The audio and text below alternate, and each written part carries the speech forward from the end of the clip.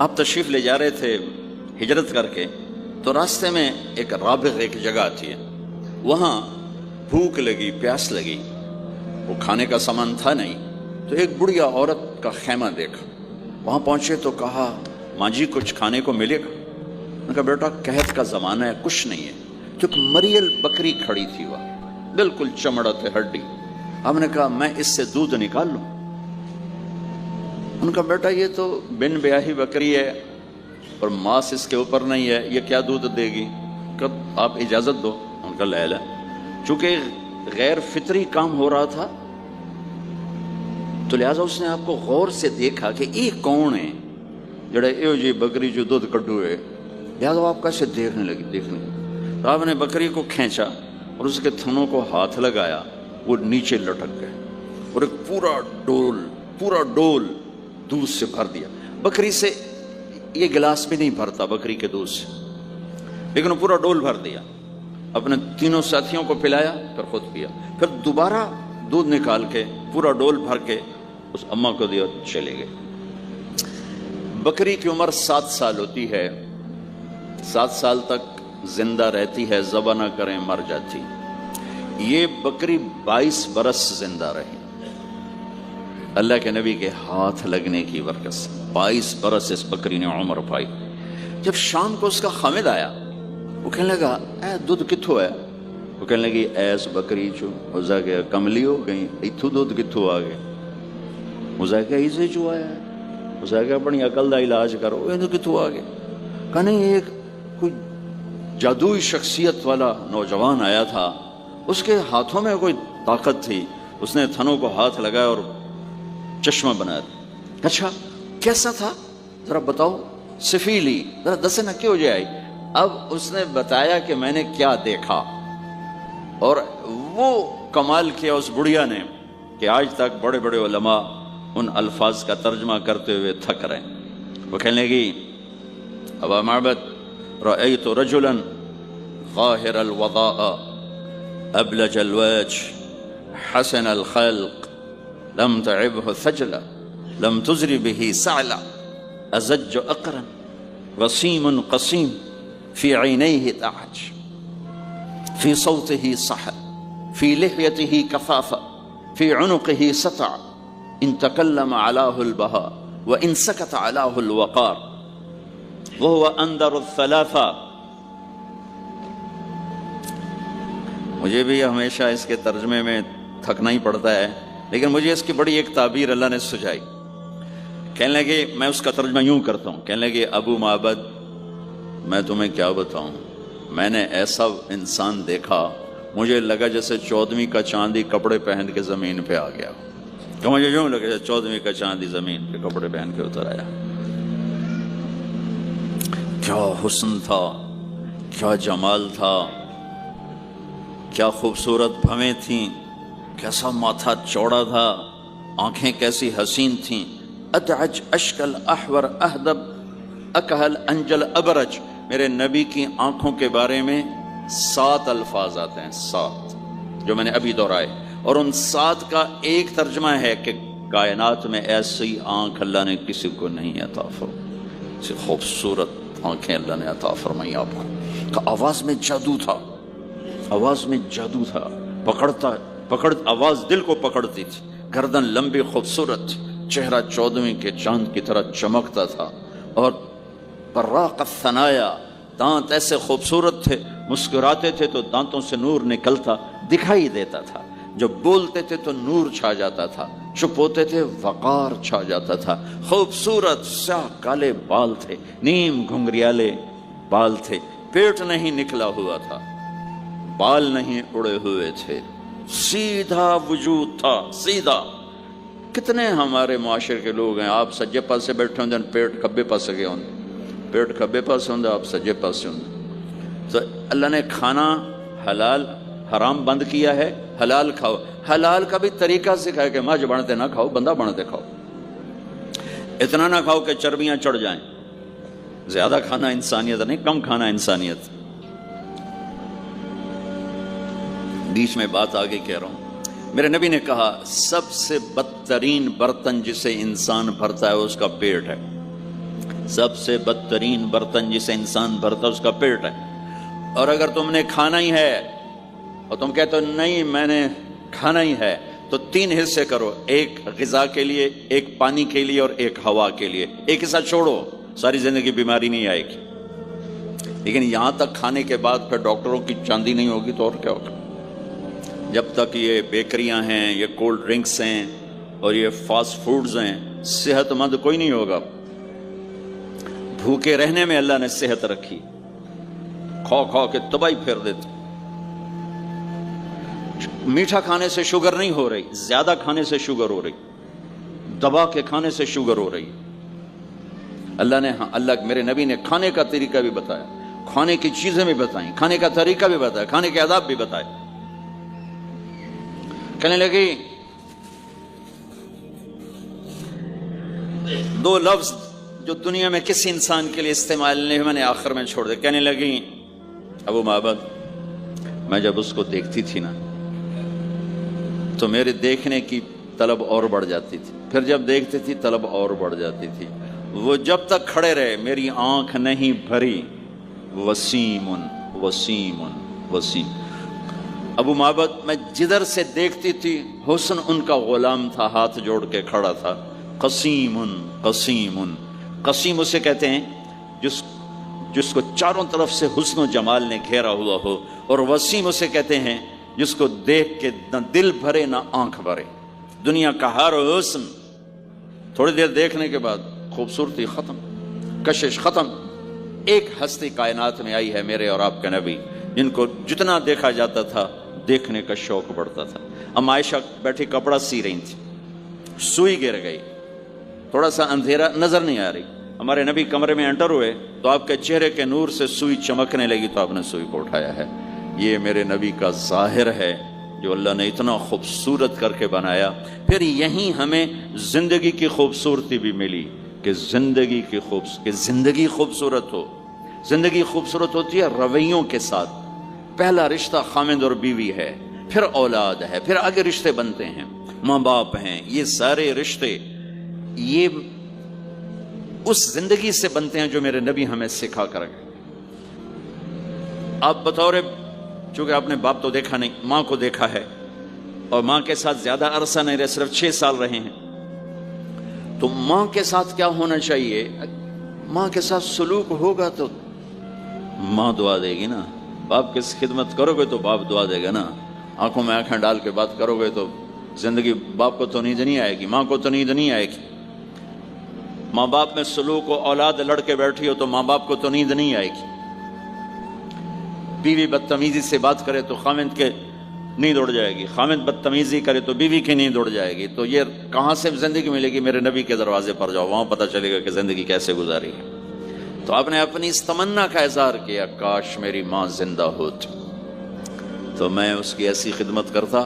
میں عشاء کی نماز کے مصلی پہ کھڑا ہو کر ہاتھ باندھے سورۃ فاتحہ پڑھ رہا تھا، الحمدللہ رب العالمین. ادھر سے میرے گھر سے آواز آتی محمد.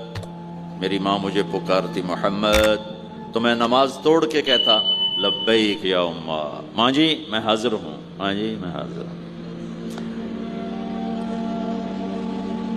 زندگی کو خوبصورت بنانے کا ماں باپ کے لیے طریقہ کہ اولاد ماں باپ کی آنکھوں کی ٹھنڈک بنے.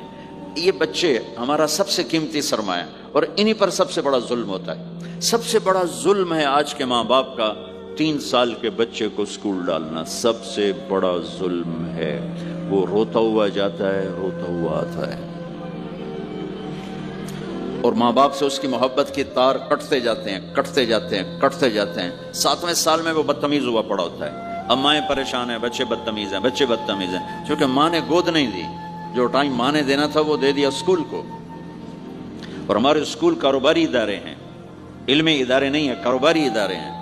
میرے ملک کا یہ روگ ہے کہ یہاں کا وکیل بھی کاروباری ہے، یہاں کا ڈاکٹر بھی تاجر ہے، یہاں کا وکیل بھی تاجر ہے، یہاں کا جج بھی بک جاتا ہے، اور یہاں کا اسکول اور کالج بھی کاروبار ہے. 3 سال کا بچہ جب ماں باپ سے دور ہوتا ہے، روتا ہوا جاتا، روتا ہوا آتا، تو وہ ماں باپ سے دور ہو جاتا ہے، اس کے اندر نفرت پیدا ہونی شروع ہو جاتی. سر اٹھا جو ہی وہ سر نکالتا ہے تو وہ ماں باپ کا نافرمان ہو جاتا ہے. بدتمیزی کرتا ہے، لڑتا ہے، جھگڑتا ہے، کیونکہ ماں اور باپ نے ٹائم نہیں دیا۔ اور پھر اس موبائل نے ہماری زندگی، گھر کی زندگی تباہ کر دی ہے کہ بچہ آ کر ماں سے بات کرتا ہے، ماں موبائل کو دیکھ کے بچے سے بات کر رہی ہوتی ہے، وہ باپ سے بات کرتا ہے، وہ اپنے موبائل میں اور بچے سے بات کرتا ہے۔ یہ اس بچے کی عزت کو ذبح کر دینے والی بات ہے۔ آنکھ سے آنکھ ملانا عزت دینا ہے۔ میرے نبی پاک صلی اللہ تعالی علیہ وسلم کی طرف جب جب کوئی آپ کو بلاتا نا، یا رسول اللہ آپ سے، تو مثلا یہ ہماری مجلس ہے، ادھر بھی لوگ ہیں، ادھر بھی لوگ ہیں، اب مجھے کوئی ادھر سے بلائے تو میری تو اتنی گردن مڑے گی، کوئی ادھر سے بلائے میری اتنی گردن مڑے گی، لیکن میرے نبی پاک صلی اللہ علیہ وسلم کو ادھر سے جب کوئی آواز دیتا یا رسول اللہ، تو اب یوں نہیں کرتے تھے، ہاں جی دسو کی گل ہے، اب پورا یوں کرتے تھے۔ بولو میرے بھائی کیا بات، سبحان اللہ۔ آپ کو ادھر سے کوئی بلاتا یا رسول اللہ، تب ایسے نہیں کرتے تھے، ہاں جی بولو، اب پورا ایسے مڑ کر پھر فرماتے جی فرمائیے کیا بات۔ اب عام لوگوں کے ساتھ یہ فرماتے تھے، ہم تو اپنی اولاد کے ساتھ یہ نہیں کرتے، بیوی خامند کے ساتھ یہ نہیں کرتے، خامند بیوی کے ساتھ یہ نہیں کرتے۔ تو وہ ایک گیپ پیدا ہو جاتا ہے، ایک فاصلہ پیدا ہو جاتا ہے۔ تو میرے نبی نے بتایا کہ ماں باپ کے ساتھ کیا کرنا ہے، کہ میری ماں ہوتی تو میں نماز ہی توڑ دیتا اس کے لیے۔ حج کا سفر 70,000 کا مجمع تقریباً جمع ہو چکا ہے اب وہاں پہنچتے پہنچتے، اور آپ ایک دم اونٹنی کا رخ موڑو، پہاڑوں میں چلے گئے۔ میری زندگی سفروں میں گزری ہے، ان میں خوبصورت ترین سفر میرا وہ ہے جو میں نے حضرت اماں آمنہ کی قبر پہ حاضری تھی، پہاڑوں کے اندر۔ آپ اندر تشریف لے گئے، مجمع بھی ساتھ ہو گیا، کدھر جا رہے ہیں؟ اونٹنی کو بٹھایا، پہاڑ ہے کچھ 40-50 فٹ اونچا، اس کے اوپر قدرتی ایسے ایک پلین بنا ہوا ہے جیسے اللہ نے پہلے سے سنبھال کے رکھا ہوا تھا۔ اب تو انہوں نے قبر کا نشان مٹا دیا ہے، تو ماں کی قبر کے سرہانے تشریف لے گئے اور گھٹنے اٹھائے، ہاتھ یہاں رکھے اور سر گھٹنوں میں دیا ایسے۔ یہ پوزیشن ہے چھوٹے بچے کے رونے کی، جب وہ رونا چاہتا ہے تو پھر اپنے پاؤں اٹھا کر یوں کر دیتے۔ پھر اس کے بعد آپ ایک معصوم بچے کی طرح روئے، اور اتنا روئے کہ آپ کی ساری داڑھی آنسوں سے تر ہو گئی، آپ کا احرام تر ہو گیا، اور اپریل کی دھوپ تھی، اور آپ نے فرمایا میں آج رات یہیں قیام کروں گا۔ میں وہاں گیا ہوں، وہاں 2 آدمی نہیں ٹھہر سکتے، میرے نبی نے کہا میں یہیں ٹھہروں گا۔ آگے کوئی 6-7 میل دور انتظام تھا حاجیوں کے اس قافلے کے ٹھہرنے کا، کچھ لوگ چلے گئے ہوں گے، لیکن آپ نے وہ رات اپنی ماں کے سرہانے گزاری۔ اور میں جب وہاں پہنچا تو مجھے چونکہ سیرت پڑھی تھی تو مجھے چشم تصور میں وہ نظر آ رہا تھا، حضرت آمنہ کی عمر صرف 25 برس تھی، اور ہارٹ اٹیک ہوا اچانک، بولا نہیں جا رہا، اور اللہ کے نبی ماں کو دیکھ کے گھبرا رہے ہیں کہ کیا ہوا، 6 سال کا بچہ پہلی موت دیکھ رہا ہے، وہ بھی ماں کی۔ تو مجھے ہارٹ اٹیک ہوا تو بولا نہیں جاتا، بلا رہے ہیں بولا نہیں جا رہا، آوازیں نہیں نکل رہی، تو بلا رہے ہیں ام ایمن بھی ساتھ ہے، آوازیں نہیں نکل رہی، لیکن بجھنے سے پہلے شمع کے جو بھڑکتی ہے 2 لفظ بولے، کل حی میت و کل جدید بال وقد ولدت طہرا۔ میرے بچے، ہر جوانی ڈھلتی ہے اور ہر زندگی موت کا نوالا بنتی ہے، مجھے لگتا ہے میرا وقت آ گیا ہے، لیکن میں ایک ایسے بچے کو چھوڑ کے جا رہی ہوں جو ساری دنیا کو پاک کر دے گا، پاکیزہ چھوڑ کے جا رہے ہیں۔ تو پتھروں میں ہی دبایا، کوئی کھودنے کا تو انتظام ہی نہیں تھا، تو جب پہاڑ سے نیچے اترے تو اللہ کے نبی نے ایک دم ہاتھ چھڑایا، دوڑ لگائی، اور پھر پہاڑ پہ چڑھ گئے۔ تو ام ایمن آپ کی ماں ہے، دودھ پلا، 8 عورتوں نے میرے نبی کو دودھ پلا، ان میں ایک ام ایمن بھی۔ وہ جب پیچھے گئیں تو ایسا منظر تھا جس کو دیکھ کر شاید زمین بھی رو رہی ہوگی اور آسمان بھی اور ابوا کے پہاڑ بھی۔ آپ ماں کی قبر پر ایسے لپٹ گئے اپنے سینے کو پتھروں کے ساتھ، اور یوں دونوں ہاتھوں سے پتھر لیے ہوئے تھے۔ جب آپ ایمن قریب آئیں تو آپ سنا تو آپ فرما رہے تھے ماں جی آپ کے سوا تو میرا کوئی نہ تھا، آپ بھی مجھے چھوڑ کے چلی گئیں، میرے لیے اب کس کی گود ہے؟ تو ایمن رضی اللہ عنہ نے اٹھانا چاہ کے بیٹا اٹھو، تو آپ نے انکار کر دیا، تو میں نے کھینچ کے نیچے لائیں اور زبردستی لائیں اور اونٹنی پر بٹھایا، اور آگے 2 راتوں کا سفر تھا، وہ سب میرے نبی کے خاموش آنسوؤں سے آپ کا گریبان تر ہوتا گیا، اور آگے نہ کوئی خالہ ہے، نہ کوئی اور آسرا ہے، نہ باپ ہے، باپ اور ماں ہی بڑا سہارا ہوتے ہیں، دادا نے کفالت میں لیا، 8 سال کی عمر میں ان کا بھی اللہ ان کو بھی اپنے پاس بلا لیا، تو وہ سارا منظر میرے سامنے گھوم رہا تھا، اوپر سے سورج ڈوبنے والا تھا، تو عجیب کیفیات تھے، وہ میں بیان نہیں کر سکتا ہوں کہ اللہ کی قسم اگر آپ اور میں زندگی کو خوبصورت بنانا چاہتے ہیں تو اپنے نبی کی زندگی کو سیکھنا ہوگا، ان بچوں کو سکھانا ہوگا۔ ہم نے کوئی کاروباری کام نہیں کیا کہ ہم اس سے کوئی کاروبار کر رہے ہیں، کوئی پیسہ کما رہے ہیں، حاشا وکلا حاشا وکل، ہماری یہ نسل ان کے ساتھ کاروبار کر رہا ہوں کہ یہ پروان چڑھیں اپنے نبی کی محبت کے ساتھ، یہ پروان چڑھیں اپنے حبیب کے نقش قدم پر چلنے کے ساتھ، ان کے اندر اللہ اس کے نبی کی محبت، ہر بچے بچی کے اندر اللہ نے اپنے اور اپنے حبیب کی چپ ڈال دی، اس کو نکالا نہیں جا سکتا، میں اس کو ایکٹیویٹ کرنا چاہتا ہوں کہ اللہ کرے ان کے جذبے اللہ کے نبی کے ساتھ جڑ جائیں، پھر ماننا آسان ہو جاتا، پھر اطاعت آسان ہو جاتی، جب محبت نہیں ہوتی تو اطاعت نہیں آتی۔ تو میرے بھائی بہنوں، زندگی کی خوبصورتی کا تعلق میرے نبی والے خوبصورت اخلاق کے ساتھ۔ پھر آپ نے بیویوں کے ساتھ کیا سلوک کیا؟ 2 مہینے چولہا نہیں جلتا، 2 مہینے کھانے کو کچھ نہیں ملتا، اور ہر بیگم قربان ہے، فدا ہے۔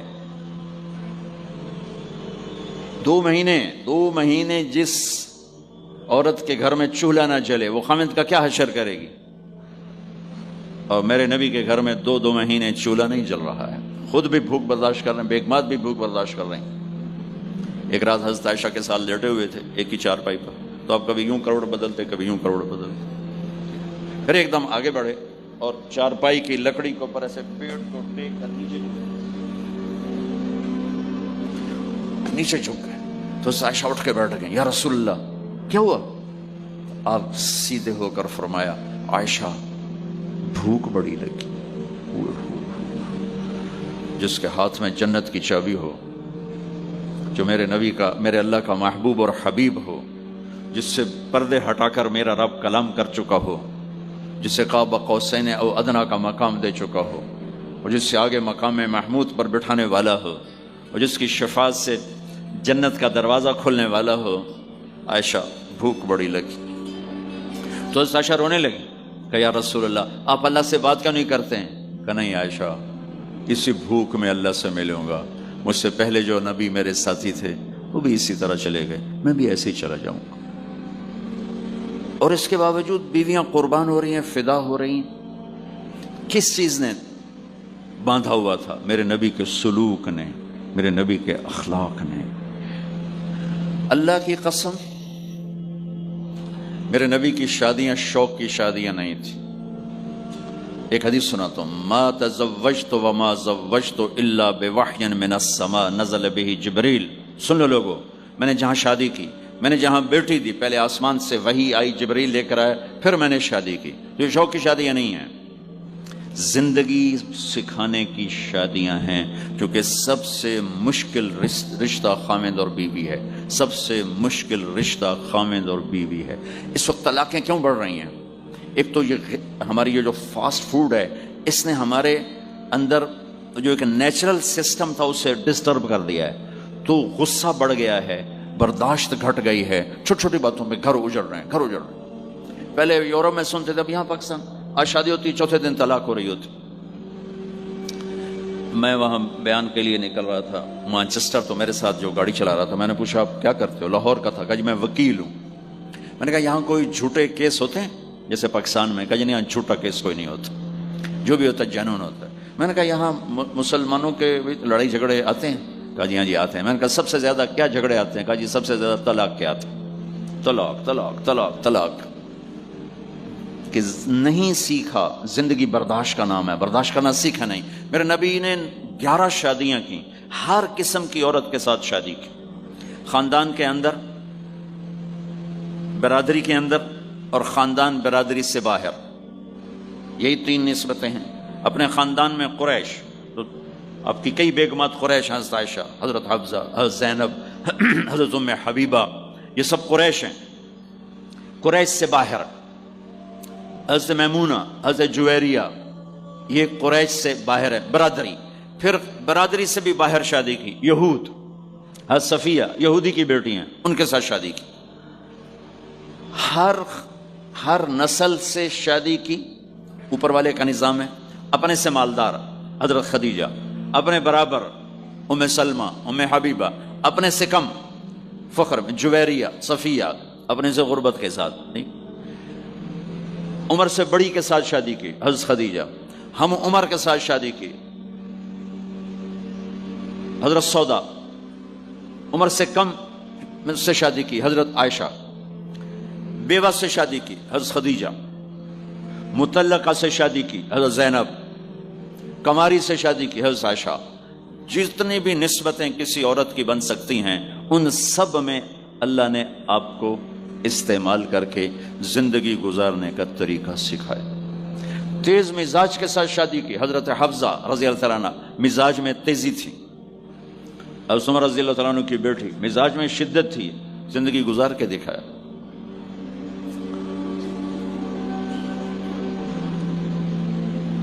ایک آپ کو حدیث سناتا ہوں، اللہ کی قسم صرف ہمیں سکھانے کے لیے. جس ہستی نے اللہ کو آنکھوں سے دیکھ لیا ہو، اس کے لیے عورت کیا چیز ہے، دنیا کیا چیز. میرے نبی کا معراج کے بعد دنیا میں واپس آنا سب سے بڑا مجاہدہ اور قربانی ہے. جنت میں اللہ ہمیں نصیب کر، جب اللہ کا دیدار ہوگا تو اس کے بعد اللہ کی قسم جنت والوں کو جنت بھول جائے، عورتوں کو خامد بھول جائیں گے، خامدوں کو بیویاں بھول جائیں گی، اور جنت کی ہر نعمت بھول جائے گی، صرف اللہ کو دیکھنے میں گم ہو جائیں گے. اور میرے نبی اپنی آنکھوں سے اللہ کو دیکھ کر آئے ہیں. احسن منک لم تر قط عینی، قربان جاؤں حسان کے 2 شعر پر. آپ جیسا حسین میری آنکھ نے نہیں دیکھا.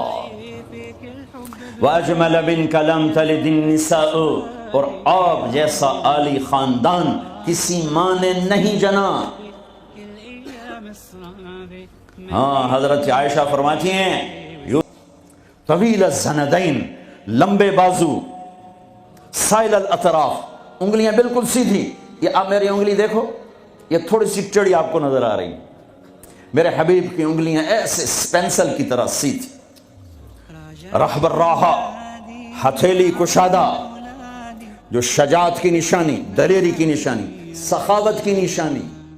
شطن الکفین والقدمین، یہاں ہتھیلیوں کے اوپر یہاں گوشت تھا، یہ وینز نظر نہیں آتی تھی، اور پاؤں کے اوپر بھی. خمسان الاخمصین، یہ جگہ گہری تھی جو چلنے میں مدد دیتی. فلیٹ ہو تو آدمی چلتے چلتے خود بیمار ہو جاتا ہے، پاؤں ٹیڑھے ہو جاتے، تو یہ جگہ گہری تھی. مسیح القدمین، آپ کے پاؤں اتنے نازک نفیس تھے کہ اوپر جب پانی پڑتا تھا وضو کا تو یوں نیچے چلا جاتا جیسے تیل لگے ہوئے جسم پہ پانی پڑے نا تو یوں تیزی سے جاتا ہے. ایسے میرے محبوب کے پاؤں تھے کہ تیزی سے پانی نیچے چلا جاتا تھا. دقیق المسربہ، اشعر الذراعین، آپ کے جسم پہ بال نہیں تھے.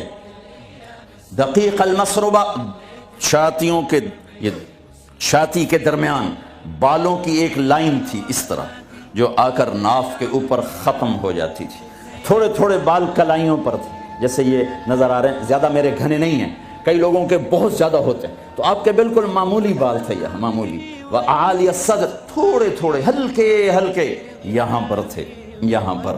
انور المتجرد، جب کبھی کپڑا جسم سے کہیں سے ہٹ جاتا، کندھے سے ہٹ جاتا، کیونکہ آپ کرتا بھی پہنتے تھے اور کبھی چادر ہی پہن لیتے تھے، اوپر ایک چادر نیچے ایک چادر، تو چادر تو ایسے کور نہیں کرتی، کبھی کندھا ننگا ہو گیا، کبھی کلائی ننگی ہو گئی، کبھی پیٹ سے کپڑا ہٹا تو یوں لگتا تھا جیسے سورج نکل آیا، چمکتا ہوا جسم مبارک، چمکتا ہوا.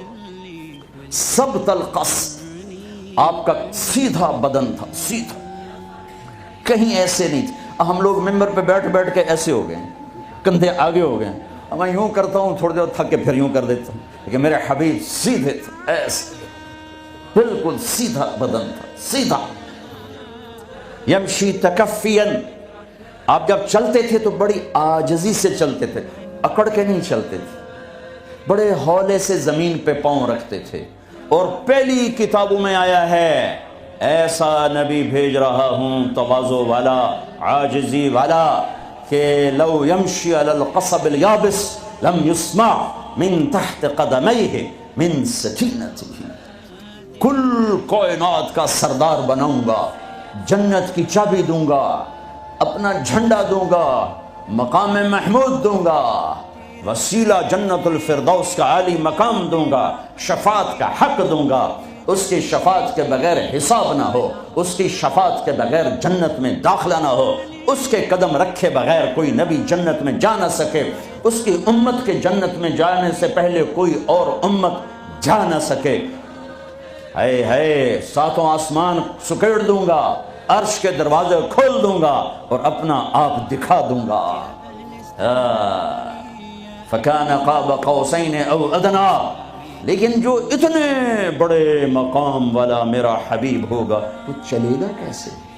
وہ چلے گا کیسے؟ وہ اتنی عاجزی سے چلے گا کہ خشک لکڑیوں پر بھی پاؤں رکھے تو آواز نہ آئے۔